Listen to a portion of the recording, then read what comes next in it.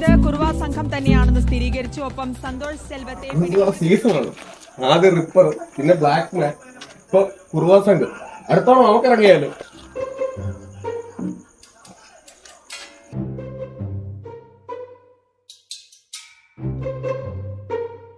വളരെ സൂക്ഷിച്ചൊക്കെ പോണേ. കുറുവാ സംഘം ഇറങ്ങിയിട്ടുണ്ട്. കുറുവ സംഘം? എന്ത് കുറുവ സംഘം? കുറുവ സംഘം വന്നാൽ ഞങ്ങൾ സ്ട്രോങ് ആയിട്ട് ഇരിക്കത്തില്ല അല്ലേ സെക്രട്ടറി? അതെ അതെ.